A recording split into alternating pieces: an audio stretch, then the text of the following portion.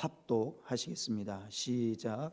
이제는 율법 외에 하나님의 한 의가 나타났으니 율법과 선지자들에게 증거를 받은 것이나 곧 예수 그리스도를 믿음으로 말미암아 모든 믿는 자에게 미치는 하나님의 의니 차별이 없느니라. 모든 사람이 죄를 범하였음에 하나님의 영광에 이르지 못하더니 그리스도 예수 안에 있는 속량으로 말미암아 하나님의 은혜로 값없이 의롭다 하심을 받은 자 되었느니라.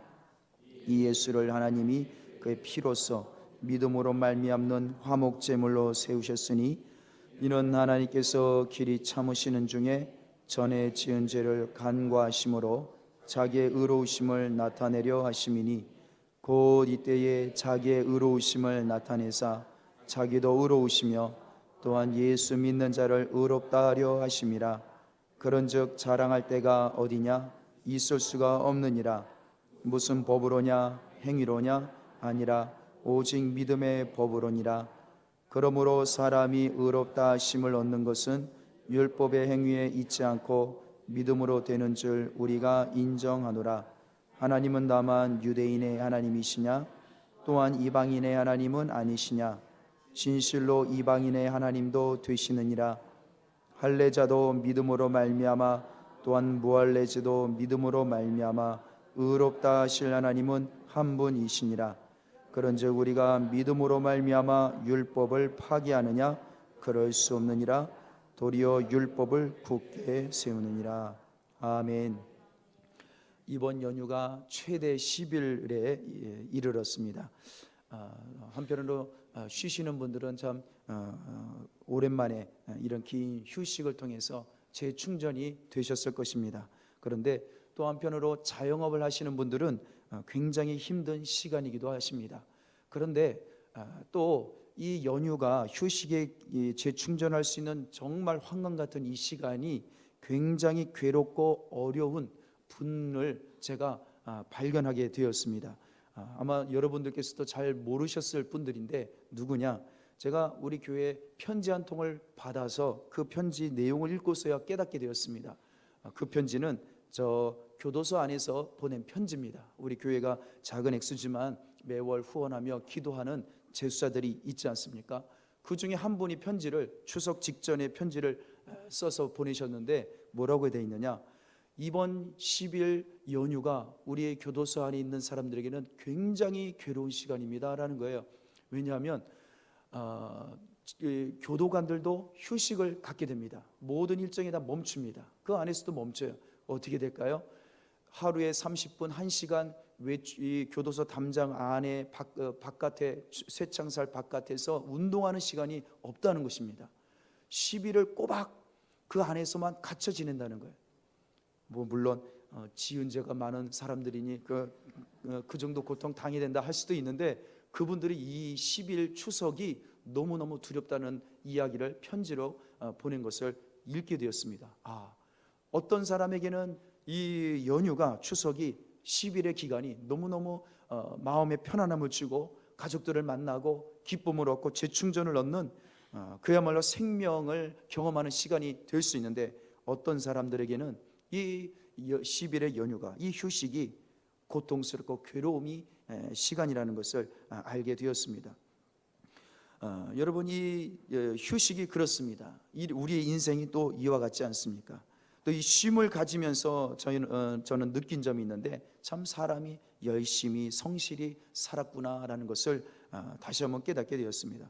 이렇게 가까운 곳에 얼마든지 차로 30분, 10분이면 하늘을 바라보면서 아름다운 산과 바다와 또 이 강을 바라보면서 쉼을 얻을 수 있고 재충전을 얻을 수 있는데 이것이 뭐가 그리 어렵다고 이와 같은 쉼을 얻지 못했을까? 그만큼 열심히 살고 성실히 살고 바쁘게 사느라 쉬지를 못한 것이 아니었는가라는 것을 생각하게 되었습니다. 여러분 우리의 신앙생활도 그렇습니다. 내 마음, 내 목숨, 내 뜻과 힘을 다해 하나님을 사랑하노라 애를 많이 쓰지요. 그런데 그럴수록 부족함을 느끼고 만족을 못 느낀다는 것이 참 이것이 어려운 점입니다. 더 열심히 하나님을 그래서 부족함을 느끼니까 더 열심히 하나님을 사랑해야지, 내가 더 기도해야지, 내가 더 하나님 말씀대로 살아야지, 또 자신을 채찍질하면서 자신을 자책하면서 신앙생활을 열심히 하려고 노력을 합니다. 그런데 그렇게 할수록 번번이 실패를 느끼죠. 하나님을 영화롭게 해야 되는데 잘 안 됩니다. 하나님을 즐거워하고 하나님을 기뻐해야 되는데 그게 또 실패가 됩니다. 또 기도를 이번엔 더 열심히 해야지 하는데 잘 안 되죠. 하나님을 마음에 둬야지 하는데 잘 안 된다는 것입니다. 하나님을 마음에 두기 좋아하기보다는 하나님을 내 마음에 두기 싫어하는 것이 우리의 신앙생활의 현실인 거죠. 결국에는 나 자신만 사랑하고 육신만 사랑하는 그러한 삶을 자꾸만 살아가게 됩니다. 그래서 이 신앙생활이 참 어려운 것입니다. 이런 것은 하나님 보시기에 그것이 다 죄예요. 아니, 하나님 사랑하려고 노력하는데도 하나님 보실 때는 그게 다 부족한 거지요. 다 죄요, 다 악이 될 수밖에 없습니다. 그래서 내가 열심히 신앙생활을 하면 할수록 하나님 말씀대로 살려고 노력하면 할수록 많아지는 것은 무엇이냐? 증가하는 것은 무엇이냐? 죄가 더 증가한다는 것입니다. 내가 하나님 말씀대로 살려 할수록 죄도 많아지는 것입니다. 부족함이 더 증가되는 것이죠. 그렇다고 신앙생활을 포기하자니, 죄가 늘어나는 이 신앙생활 포기하자니 그렇게 할 수도 없고, 그러니 이러지도 못하고 저러지도 못하는 것이 사실 이 신앙생활의 모습인 것입니다. 그래서 이 신앙생활이 이렇게 어려운 것입니다. 한계가 있습니다. 하나님을 알아도 죄인이요, 하나님을 몰라도 죄인이요, 유대인이나 이방인이나 차별이 없는 것입니다. 하나님의 자녀라 해도 하나님의 자녀가 아니라 해도 죄인이기는 똑같습니다. 농도의 차이일 뿐이지 똑같이 하나님 보실 때는 죄인이라는 것이죠.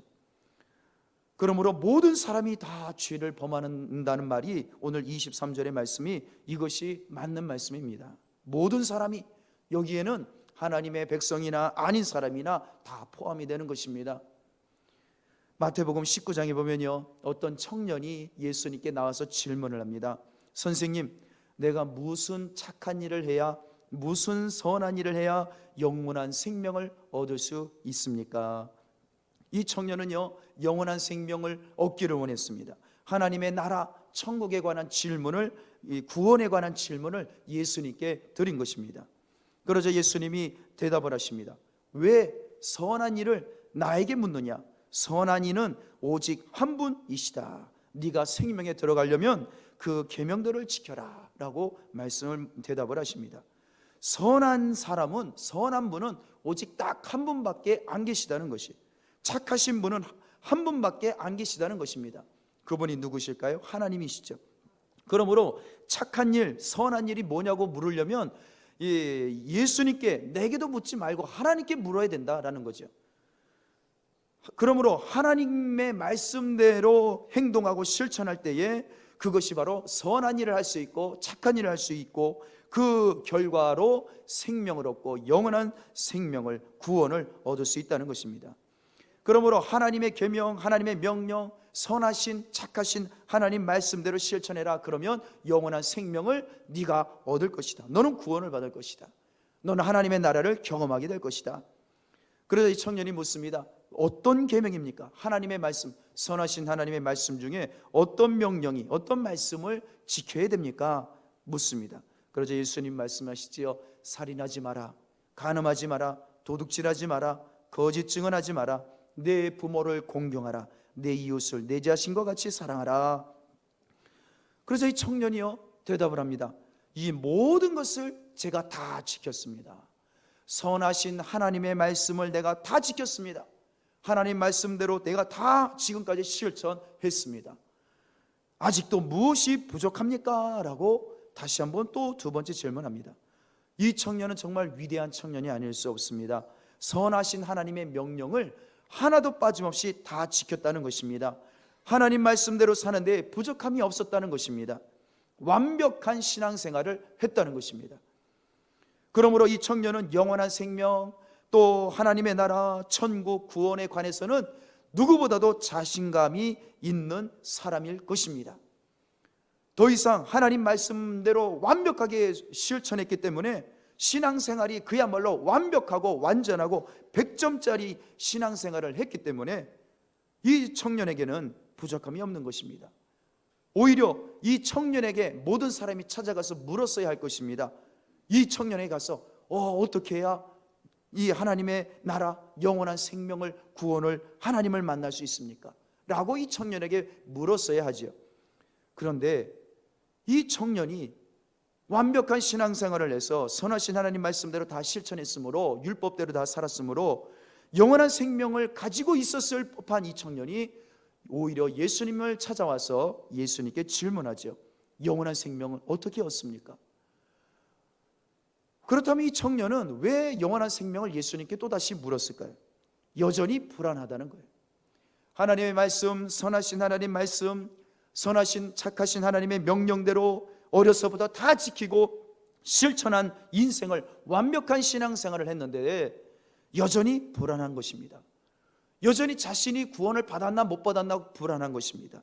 나에게 영원한 생명이 있을까 없을까 불안한 것입니다.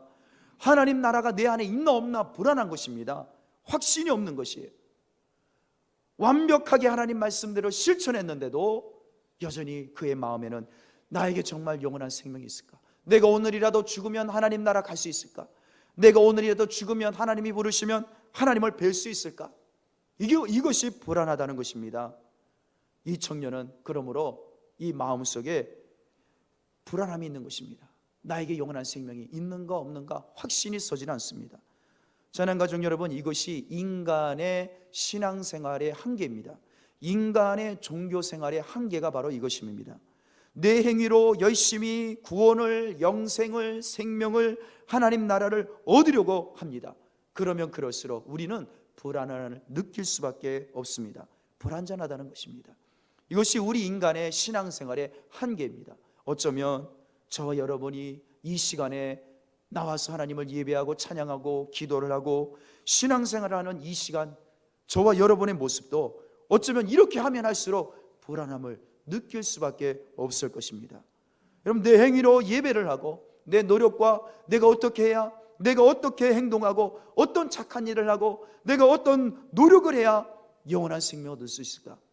내가 열심히 땀을 뻘뻘 흘리고 내가 힘을 다하고 목숨을 다하고 뜻을 다해서 하나님을 열심히 사랑하고 또 이웃을 열심히 노력을 다해서 24시간 남을 위해서 내 목숨까지 내어주는 삶을 살면 내가 영원한 생명을, 내가 하나님의 나라를, 내가 하나님의 사랑을 받을 수 있지 않을까?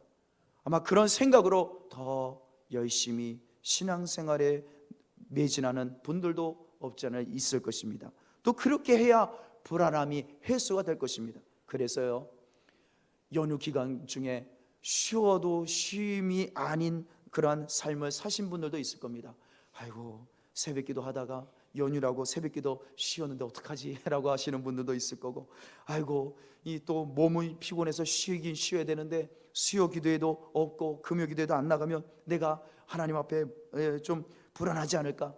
여러분, 그래서 우리가 신앙생활 할 때에 내가 무엇인가 안 하면, 내가 무엇인가 행동을 하지 않으면, 내가 노력으로 신앙생활을, 기도생활, 예배생활, 찬양, 말씀생활을 안 하면 내가 신앙생활에 불안함을 느낍니다. 내게 생명이 떠나가는 것은 아닌가? 하나님이 나를 싫어하는 것은 아닌가? 여러분, 이것이 우리 인간의 신앙생활의 한계입니다. 여러분, 하나님이 보실 때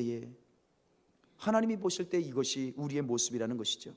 그래서 마태복음 19장 21절에 예수님이 그 청년에게 내가 여전히 하나님 말씀대로 다 지키고 신앙생활을 노력해서 열심히 다 했는데도 내가 여전히 불안합니다. 내가 영원한 생명이 있는지 없는지, 오늘 하나님이 나를 부르시면 천국 갈 수 있는지 없는지 여전히 불안합니다. 내가 또다시 이거 말고 다른 어떠한 행동을 해야 천국의 영생을 받을 수 있는 것은 없습니까? 좀 가르쳐 주세요. 그래서 예수님께 본론을 묻는 것입니다. 그래서 예수님 말씀하십니다. 네가 완전하고자 하냐? 네가 완벽하고자 하냐? 진짜 그 불안함마저 다 떨쳐버리기 원하느냐? 그러면 가서 네 소유를, 재산을 팔아서 가난한 자들에게 주라. 그리하면 하늘에서 보화가 너에게 있을 것이다. 그리고 와서 나를 따르라. 이렇게 대답을 하십니다. 여러분, 예수님이요, 이 청년에게 신앙생활의 부족함을 그토록 불안하고 여전히 열심히 신앙생활에도 불안하고 하나님 말씀대로 다 실천했는데도 불안하고, 기도 생활, 말씀 생활, 이웃을 사랑하는 생활 열심히 하라는 대로 다 했는데도 여전히 부족합니다. 불안합니다. 그것을 예수님이 지적하고 계세요. 그래, 너에게 부족함이 있다. 그 부족함이 바로 이것이다. 그러면서 그 청년에게 부족한 것을 깨닫게 해주셨습니다. 여러분, 우리 모든 성도들은요, 하나님 자녀들은요, 아무리 신앙생활 열심히 해도 한 가지 무엇이 있습니까? 부족한 것이 항상 있습니다. 우리의 신앙생활에는 항상 부족한 것이 있습니다. 완벽한 신앙생활이 없습니다. 자랑할 신앙생활이 없습니다. 내가 하나님 앞에 자랑할 만한, 하나님 말씀대로 다 살았다고, 실천했다고, 신앙생활 잘한다고, 기도생활, 말씀생활, 예배생활, 찬양생활, 이웃사랑하는 생활 다 잘한다고 자랑할 만한 것이 없습니다. 자랑할 수가 없습니다. 부족한 것이 다 있습니다. 겉으로 볼 때는 완벽한 신앙생활 같지만, 기도생활 같고, 예배생활 같고, 찬양하는 것 같지만, 성경 말씀대로 사는 것 같지만, 하나님 눈에는 부족한 것이 다 있습니다. 그것은 유대인이나 헬라인이나 이방인이나 차별 없이 다 부족함이 있습니다. 이방인들은 하나님 말씀을 몰라서, 율법을 몰라서 부족하지만, 하나님의 자녀들에게는 하나님의 율법을 다 지킨다 할지라도 여전히 부족한 것이 분명히 있습니다. 하나님 눈에는 다 그래요. 이 청년도 그랬습니다. 너에게 네가 완벽하고자 하느냐? 너에게 부족한 것이 하나 있다. 그러면서 그 부족한 것을 가르쳐 주셨습니다. 그것을 가르쳐 주시자 이 청년이요, 어떤 반응을 보였느냐? 자기가 재물이 많아요. 그런데 그 재물이 많아서 하나님으로부터, 예수님으로부터 지적받은 것이, 너에게 부족한 것이 있다. 그 지적을 받아서 예수님이 가르쳐 주셨는데, 이 청년이 하는 반응은 재물이 많음으로 그 예수님의 말씀을 듣고 근심하며 돌아갔습니다. 여러분, 이 청년은요, 예수님으로부터 신앙생활의 부족함, 그토록 불안했던 이유를, 그 해결책을 제시를 받았고 응답을 받았는데도 그 말씀을 듣고 그는 불안함을 안고 근심을 가지고 다시 예수님을 떠나갔습니다. 찬양가족 여러분, 신앙생활에 우리는요, 부족함이 있습니다. 그런데 그것이 싫어요. 우리의 부족함을 지적받는 게 싫은 거예요. 하나님께서 요한일서 1장 9절 말씀대로 너희가 만일 너희 죄를 자복하고 하나님 앞에 회개하면, 인정하면 그는 미쁘시고 의로우사 너희의 죄를 사실 것이요 라고 약속하고 계세요. 여러분, 우리 하나님의 자녀들은요, 우리는 이방인이나 예수 믿는 자나 안 믿는 자나 하나님 앞에 부족한 게 다 있습니다. 날마다 부족합니다. 매일 24시간 대제사장으로 살아도 부족합니다. 거룩한 옷은 날마다 빨아도 또 빨아야 되고 세탁할 만큼 지저분해지고 더러워지죠. 하나님 보실 때는 다 부족하고 다 연약합니다. 완벽한 존재가 없습니다. 그런데 그 부족함을 지적을 받고 하나님 말씀 앞에 우리가 부족함을 깨닫게 하시고 알게 해주시면 우리는 그걸 별로 달갑게 여기지 않습니다. 싫어하죠. 내가 이렇게 노력했는데, 내가 이렇게 완벽한데, 내가 이렇게 열심히 살고 성실히 살았는데, 나쁜 짓 하지 않았는데, 남에게 해 끼치지 않았는데 내가 뭐가 부족하다고, 그런 반응을 보이죠. 왜 그럴까요? 자랑하고 싶은 거예요. 내 육신을 자랑하고 싶고, 내 지나온 삶을 자랑하고 싶고, 나의 존재를 자랑하고 싶은 거예요. 내세우고 싶은 겁니다. 칭찬받고 싶고 인정받고 싶은 거예요. 그러나 하나님은 우리를 인정하지 않습니다. 우리 칭찬하지 않으세요. 우리는 하나님 보실 때에, 하나님 눈에는 우리가 다 부족합니다. 대제사장 여호수아 스가랴 3장에 기록된 말씀처럼 대제사장조차도 하나님 눈에는 더러운 존재요, 저주받을 존재인 것입니다. 하나님 앞에서는 모든 사람이 죄를 범하였습니다. 하나님의 영광에 이르지 못합니다.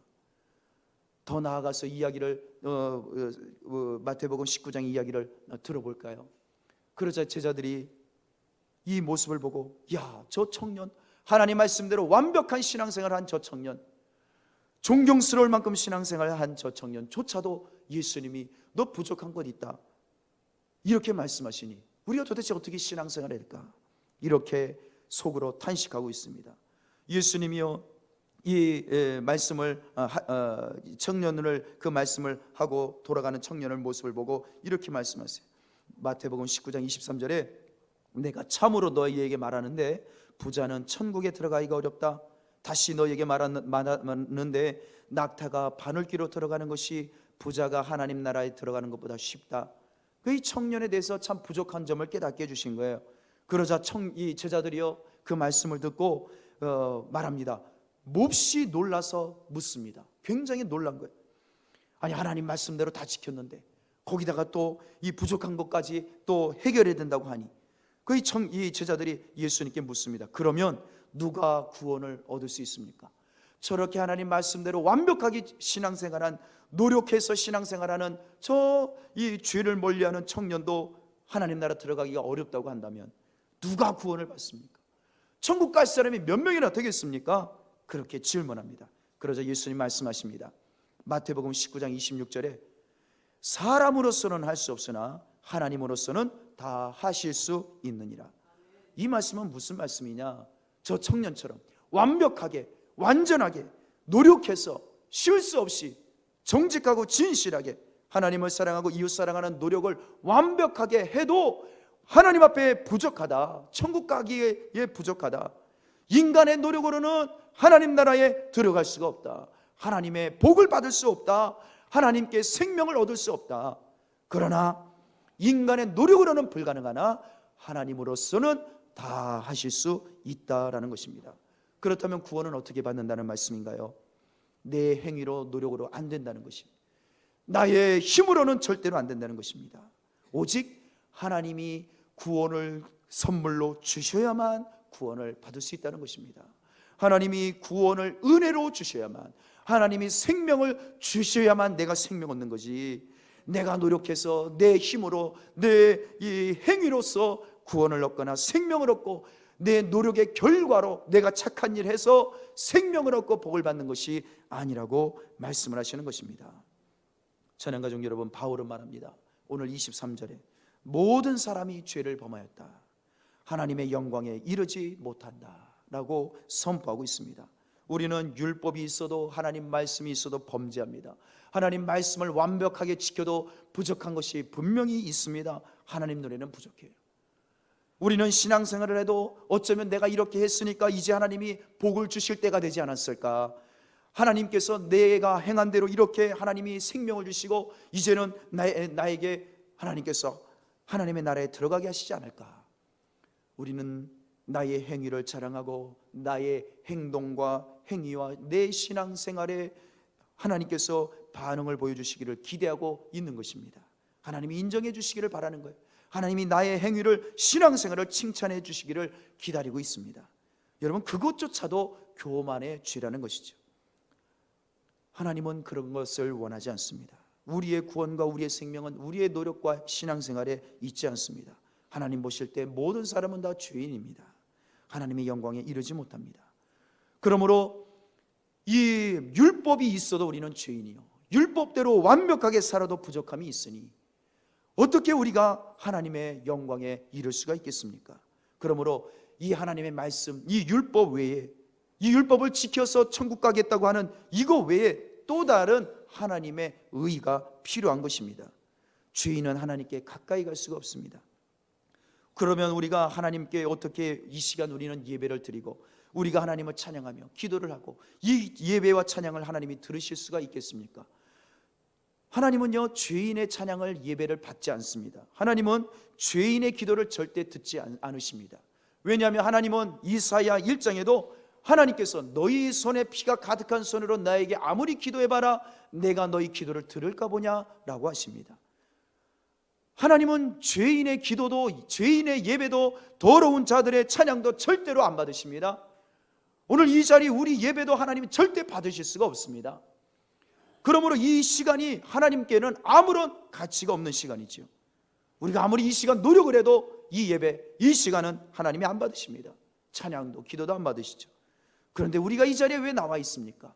이 예배와 우리의 찬양과 이 시간의 기도가 어떻게 하나님께 상달이 될 수가 있을까요?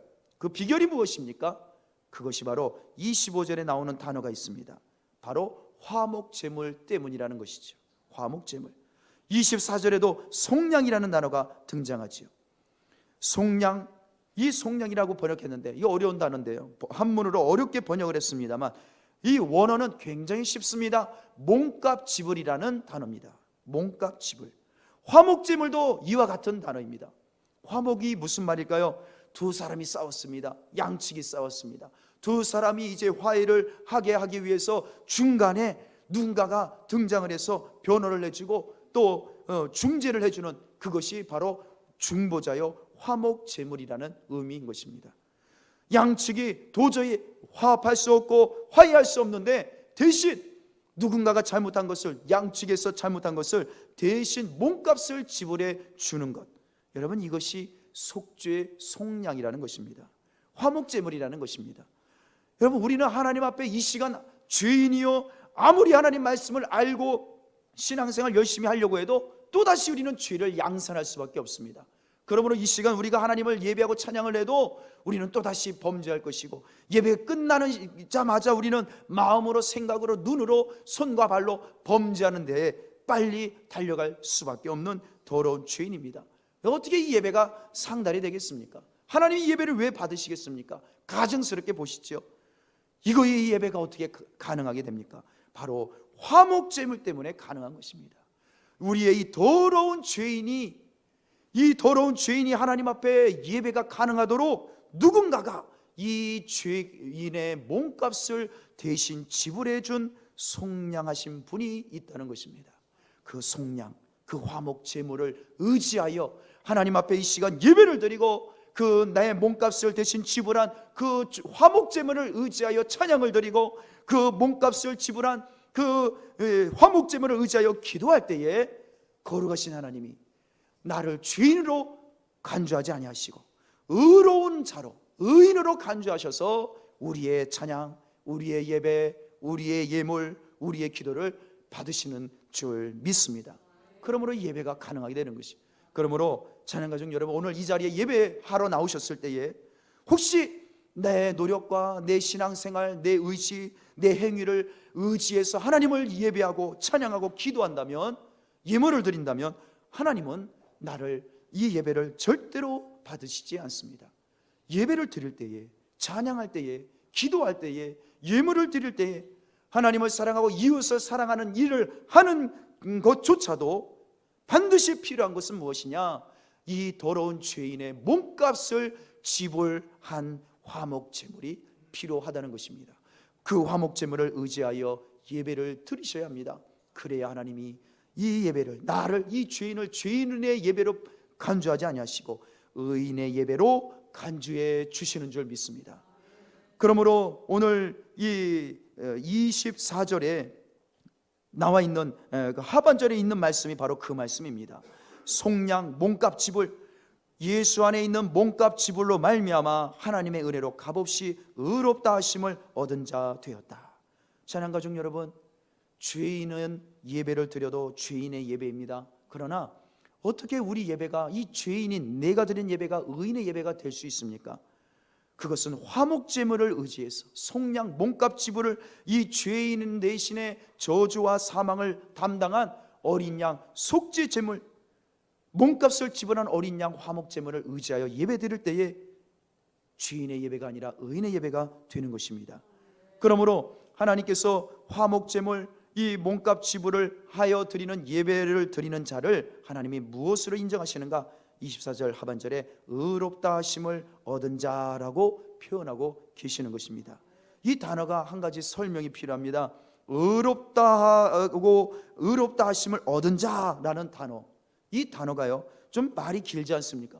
아니, 의인이면 의인이지, 그냥 의인이 되었다, 의인이 되었다라고 해도 되는데, 이 단어를 보면요, 문장을 보면, 헬라어 문장을 보면 의롭다고 간주하다 이렇게 되어 있습니다.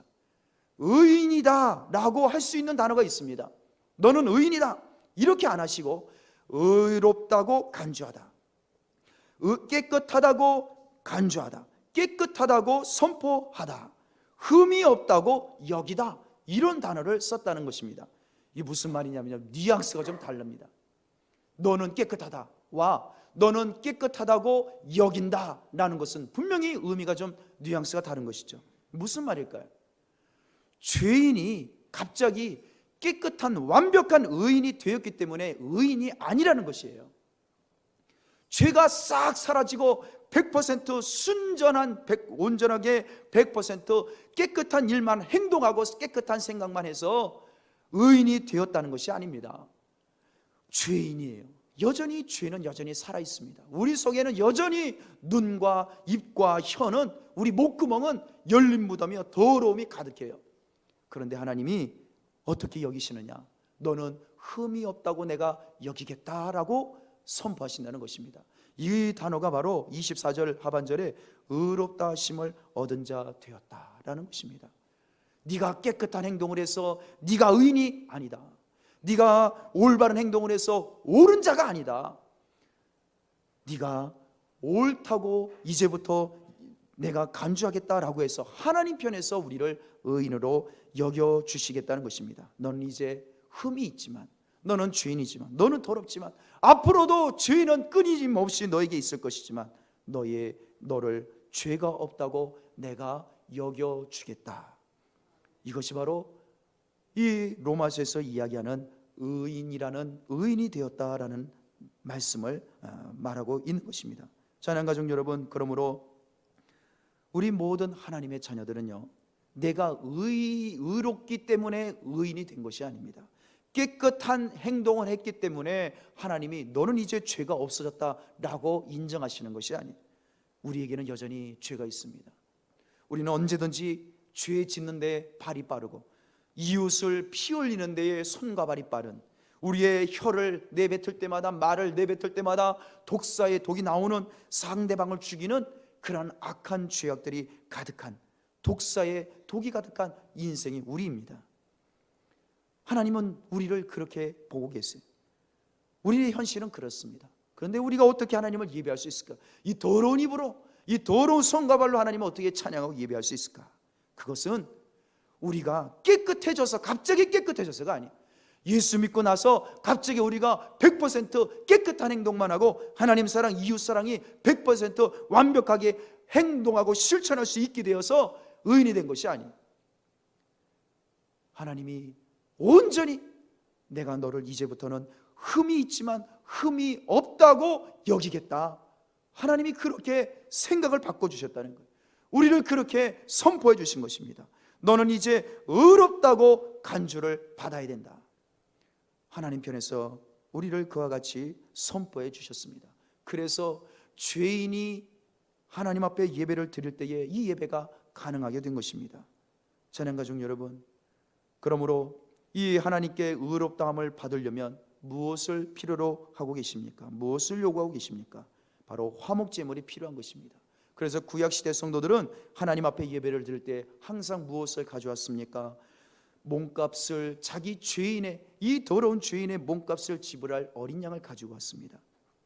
화목제물을 가지고 와서 하나님께 예배를 드립니다. 그 어린 양 몸값 지불을 하지 않으면 하나님 앞에 예배가 상달이 안 됩니다.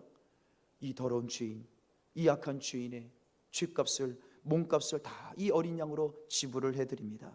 하나님, 저를 용서해 주세요 라고 예배를 드릴 때, 화목제물을 의지하여 예배 드릴 때 비로소 하나님이 그 죄인을, 너의 죄를 내가 다 용서하마라고 하나님이 용서를 선포해 주시는 것입니다. 찬양 가족 여러분, 이것이 바로 우리가 하나님 앞에 예배가 가능한 것이 된 것입니다.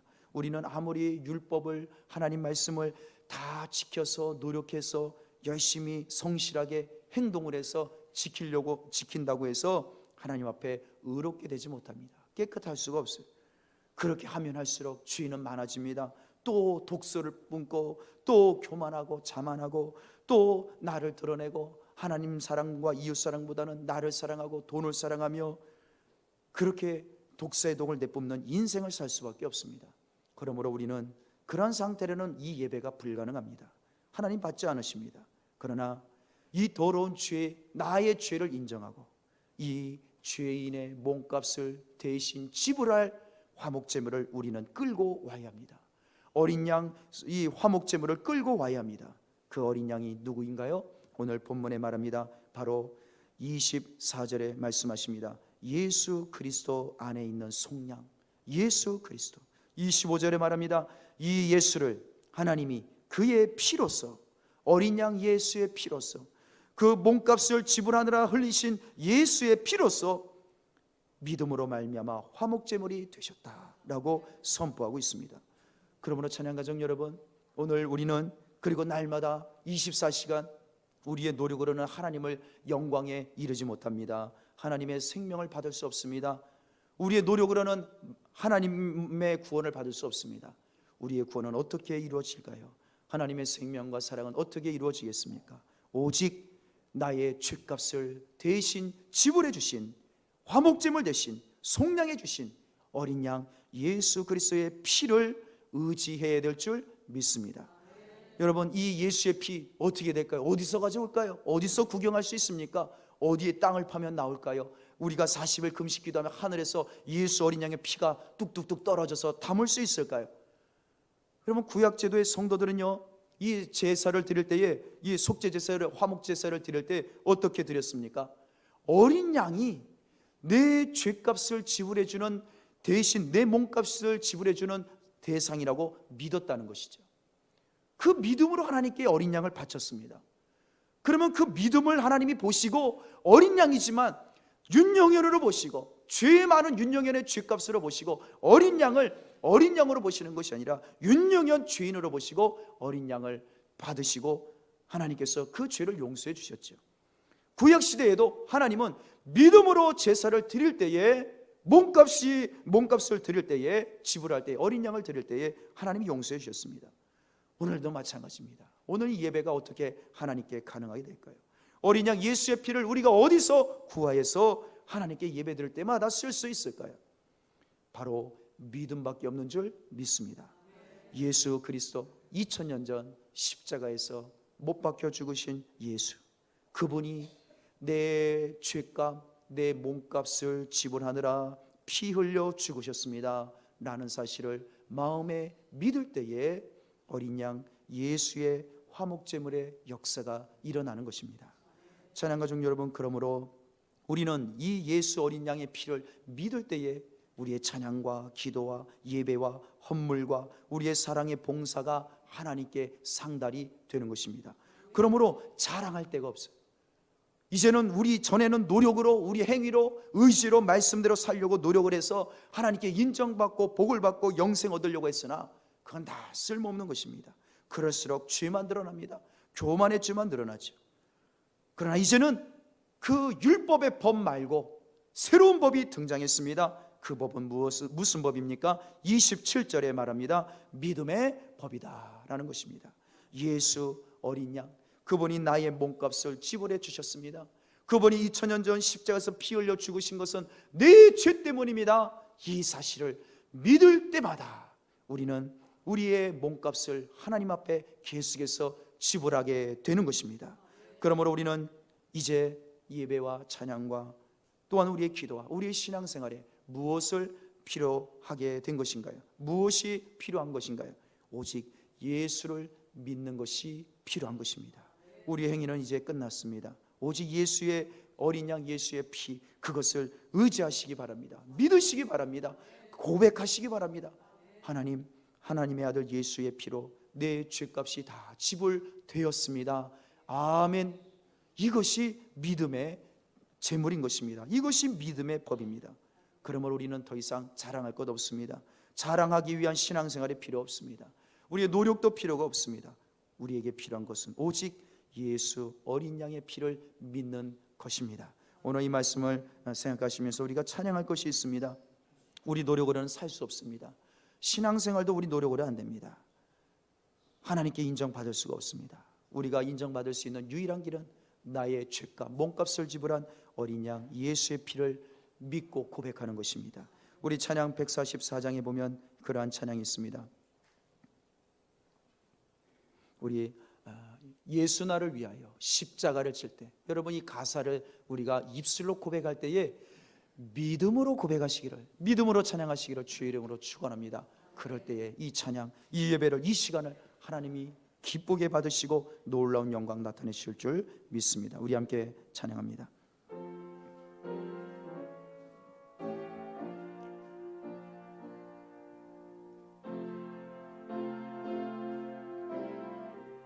예수 나를 위하여 예수 나를 위하여 십자가를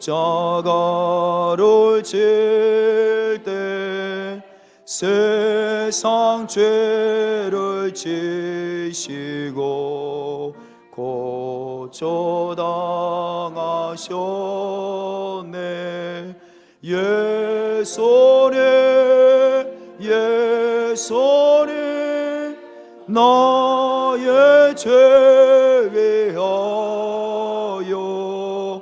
보배 피를 흘리니 죄인 받으소서. 십자가를 지심은 무슨 죄가 있나. 저 무지한 사람들 메시아 죽였네. 예수님 나의 죄 위하여 보배 피를 흘리니 죄인 받으소서. 배와 같이 흙은 죄 없는 이가 없네. 십자가의 공로로 눈과 같이 되네. 예수님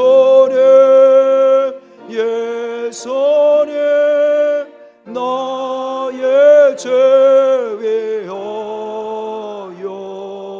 보배 피를 흘리니 죄인 받으소서.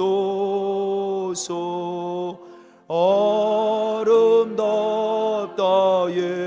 예수여 나의 좋은 친구.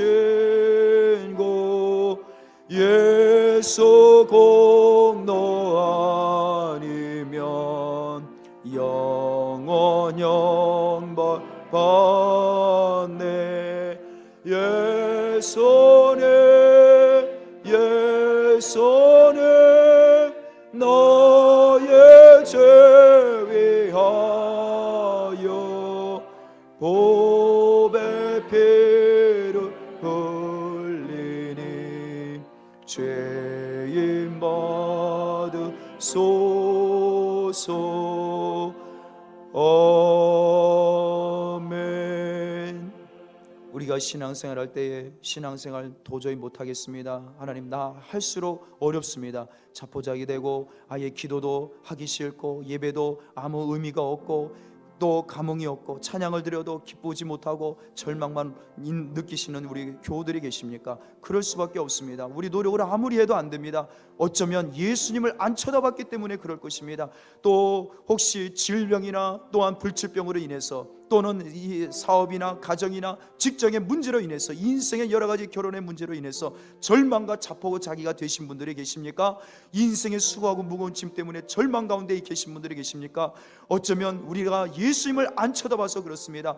감사하시고 기뻐하십시오. 즐거워하십시오. 놀라십시오. 예수님이 우리의 질병과 질고와 모든 무거운 짐을 다 짊어지시고 이 저주를 짊어지시고 십자가에서 다 대신 해결해 주셨습니다. 그러므로 이 시간 주님을 바라보겠습니다. 예수님을 고백합니다. 예수님이 나를 대신하여 몸값 지불하신 것을 믿습니다. 우리 이 시간 이 고백과 믿음의 찬양과 믿음의 기도를 드릴 때에 주님께서 놀라운 평안과 자유와 생명을 주실 것입니다. 우리 이 시간에 다 같이 간절히 예수님을 바라보겠다고 함께 기도합니다. 할렐루야. 하나님 아버지 감사합니다. 주님이여 우리가 어쩌면 믿지 않아서 그렇습니다. 예수님이 내 죄값을 몸값을 지불해 주셨다는 사실을 믿지 아니하고 대신에 내가 더 열심히 기도해야지, 내가 더 열심히 예배해야지, 내가 더 열심히 살아봐야지, 내가 성실하게 일해봐야지, 내가 열심히 노력해야지 라고 생각하고 그렇게 신앙생활하고 그렇게 사회생활하다 보니 하나님 남는 것은 없고 열심히 일하면 일할수록 열심히 신앙생활하면 신앙생활할수록 피곤하고 지치고 탈진하고 절망만 오고 낙심만 오고 아버지 탄식만 하고 눈물만 오고 내 몸과 마음이 다 쓰러져 버리고 있지 않습니까? 하나님 아버지, 어쩌면 우리가 잃어버린 것이 있습니다. 예수 그리스도, 예수님이 내 몸값을, 이 저주받을 죄인의 몸값을 대신 당신의 몸으로 십자가에서 지불하셨다는 사실을 믿지 않고 있지는 않습니까? 하나님 아버지, 우리 전학교회 성도들이, 저희들이 이 믿음을 다시 회복하게 하시고 이 믿음을 다시 갖게 하소서. 이제 내가 노력하려고 하지 말게 하소서. 내가 열심히 내가 내 노력으로 자랑하려고 하지 말게 하소서. 오직 예수 그리스도께서 나의 노력을 위하여 대신 노력해 주시고 대신 행위를 다 감당해 주신 사실을 믿게 하여 주옵소서. 예수님이 2000년 전에 나를 위하여 십자가에서 못 박혀 피 흘리심으로 그 피로 화목제물이 되신 것을 믿게 하소서. 예수님이 2000년 전 십자가에서 피 흘려 죽으시고 부활하신 것은 내 죄값을, 몸값을 지불하신 것이라는 것을 믿게 하여 주옵소서. 이 믿음의 고백을 날마다 하게 하소서. 예수님의 십자가를 날마다 쳐다보게 하소서. 예수님이 달리신 십자가, 부활하신 그 빈 무덤을 날마다 바라보게 하소서. 그래, 믿음의 고백으로 날마다 하나님 예수님이 주시는 생명과 자유를 누리는, 하나님의 복과 영원한 생명을 누리는, 구원의 감격과 기쁨을 누리는 저희 찬양교회 성도들 되도록 인도하여 주옵소서. 할렐루야. 하나님 아버지 감사합니다. 신앙생활하다가 지치신 성도들이 계십니까? 하나님 아버지, 다시 한번 예수님의 십자가를 바라보게 하옵소서.